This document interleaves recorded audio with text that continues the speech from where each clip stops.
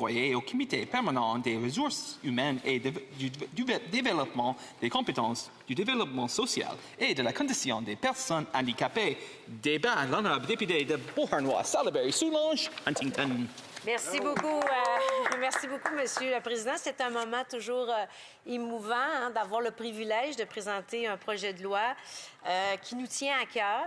Et alors, si vous me le permettez, je vais vous lire mon discours parce que je veux vraiment vous faire tout le message, des messages importants, puis je ne voudrais pas manquer de temps.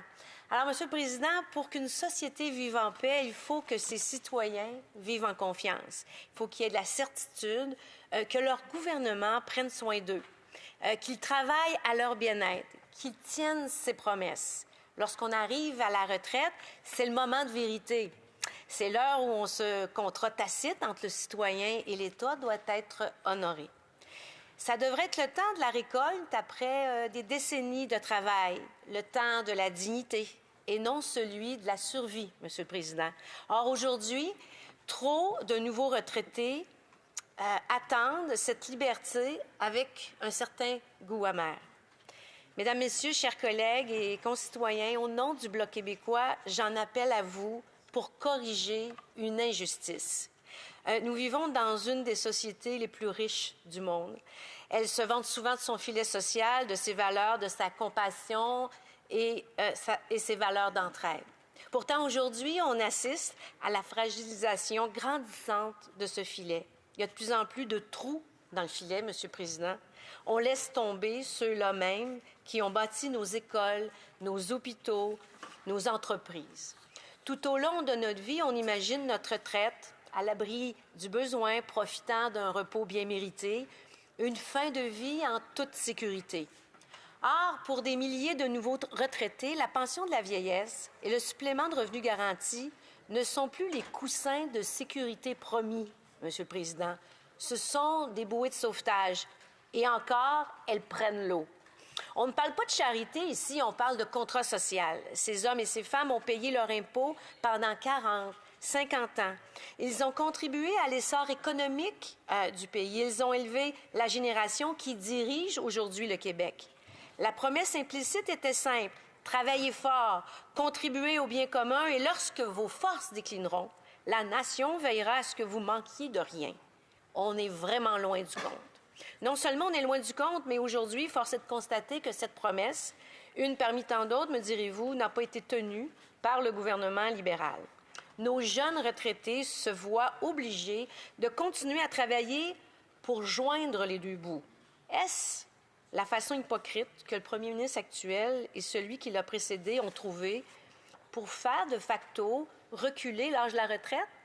Ni vu, ni connu? Si c'est le cas, c'est malhonnête et indigne de la fonction. Ce gouvernement a bien tenté de répondre à la grogne, effectivement, en créant une injustice encore plus grande encore. Ce gouvernement a officialisé, instauré officiellement 2 classes de retraités. En décidant d'augmenter la pension de la sécurité de la vieillesse de 10 % uniquement pour les 75 ans et plus. D'un côté, les très vieux, jugés dignes d'une aide supplémentaire. De l'autre, les jeunes retraités de 65 à 74 ans, à qui on dit en substance « débrouillez-vous ». Sur quelle logique repose cette discrimination? À l'épicerie, l'inflation demande-t-elle à l'âge du client? Le prix du loyer, de l'essence ou du chauffage est-il moins élevé quand on a 70 ans que 76 ans? Que se passe-t-il, Monsieur le Président, dans la nuit qui précède le 75e anniversaire d'un retraité? Monsieur le Président, ça prend autant d'aide pour souffler 65 bougies que 75. On nous dit que les retraités de 65 à 74 ans sont encore actifs, qu'ils peuvent travailler pour compléter leur revenu. C'est une insulte à ceux qui ont eu des carrières physiquement épuisantes et qui, on va se le dire, ont le corps usé, Monsieur le Président. Demander à un travailleur de la construction ou un manutentionnaire ou une serveuse de restaurant de 68 ans de retourner travailler pour payer son épicerie, c'est pas vraiment une solution. C'est un aveu d'échec. C'est accepter qu'on a failli à notre devoir. Au Bloc québécois, on ne s'est pas résigné.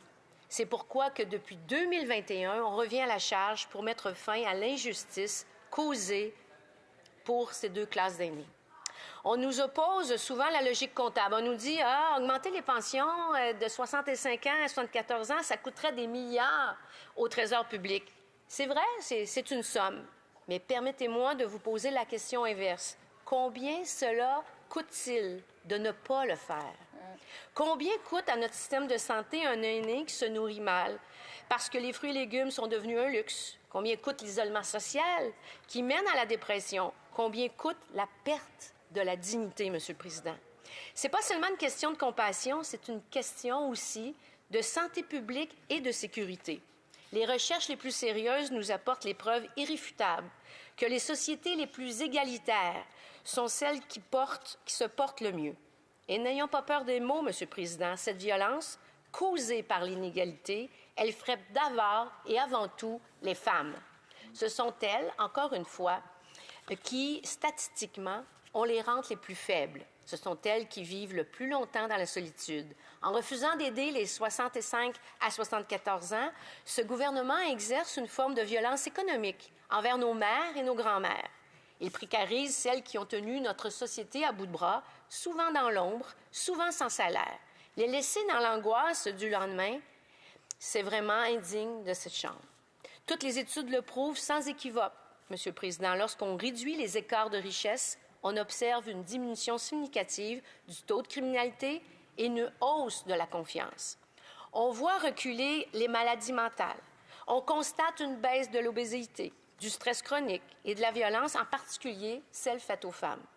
À l'inverse, plus le fossé se creuse, plus le corps social tombe malade. Chers collègues, pour qu'une société vive en paix, il faut de la confiance. Je l'ai dit, je vous le redis, Monsieur le Président, or, la pauvreté des aînés mine cette confiance. Elle crée de l'anxiété, non seulement chez les retraités, mais chez leurs enfants et leurs petits-enfants qui voient l'avenir comme une menace plutôt que comme une promesse de bien-être.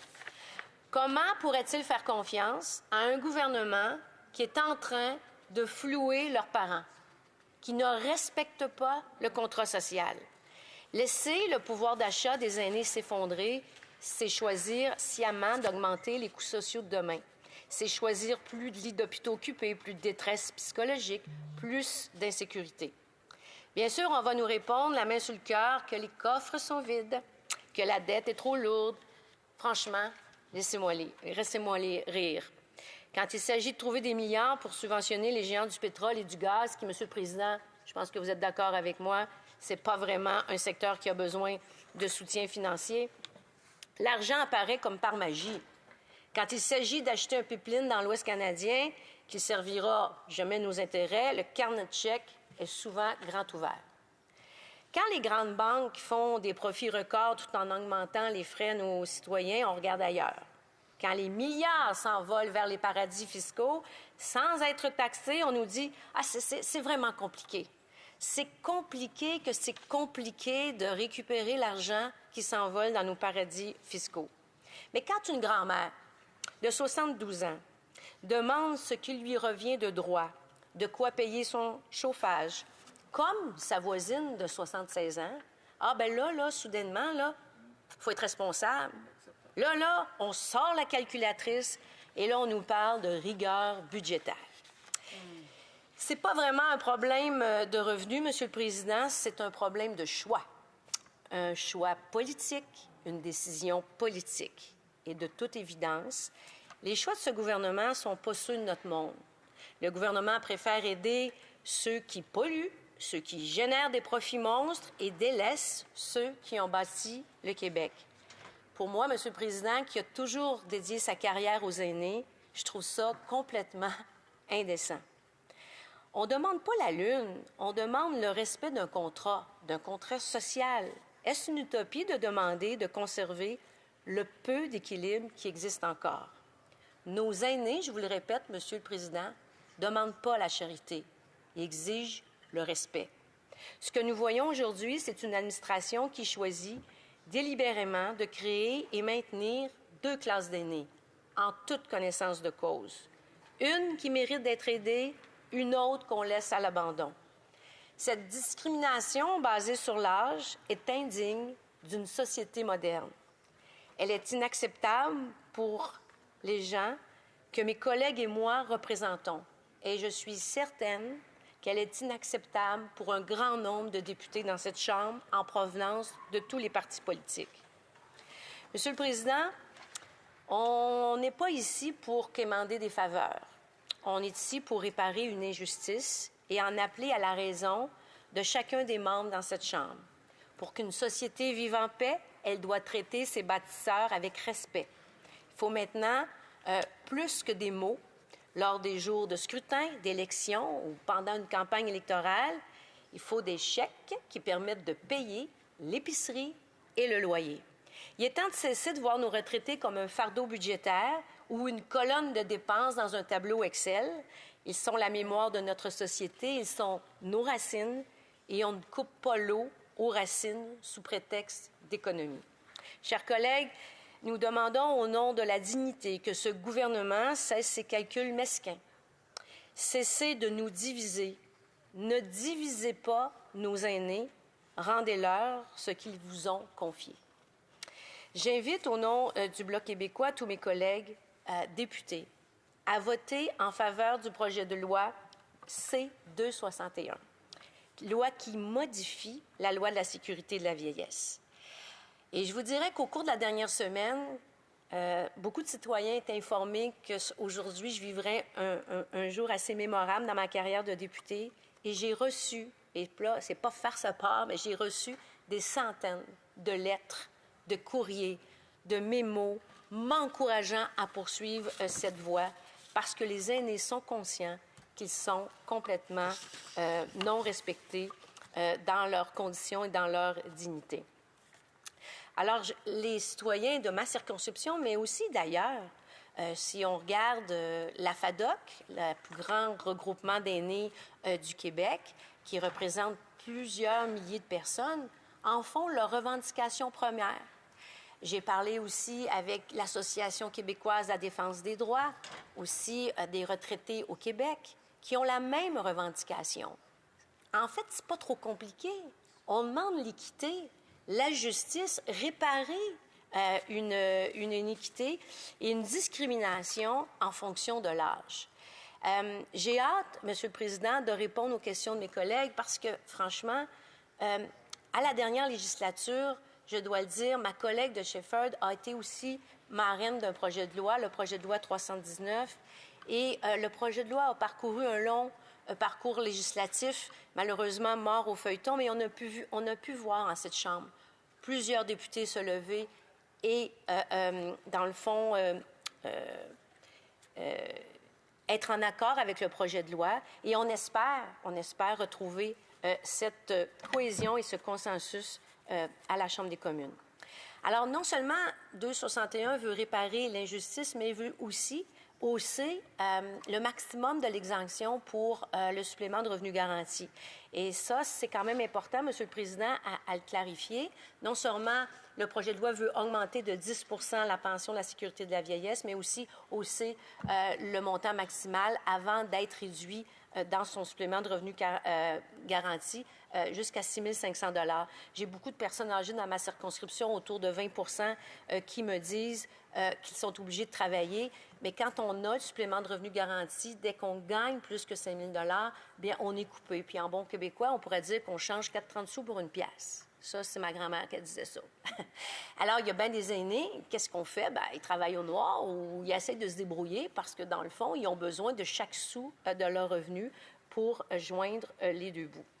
Alors, en terminant, Monsieur le Président, c'est vraiment un cri du cœur.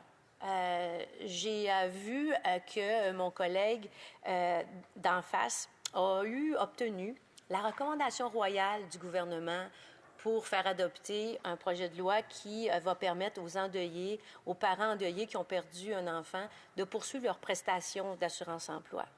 Alors moi, j'espère convaincre le gouvernement qu'ils ont une bonne occasion, une belle opportunité de réparer une injustice et d'accorder, évidemment, la recommandation royale pour mon projet de loi qui va permettre à des aînés de mieux vivre et surtout de comprendre qu'il y a réparation sur cette injustice et discrimination.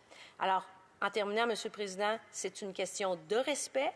Et sur le respect, franchement, il n'y a aucun compromis à faire. Et sur ce, j'interpelle encore mes collègues du fond du cœur d'appuyer le projet C-261. Bravo.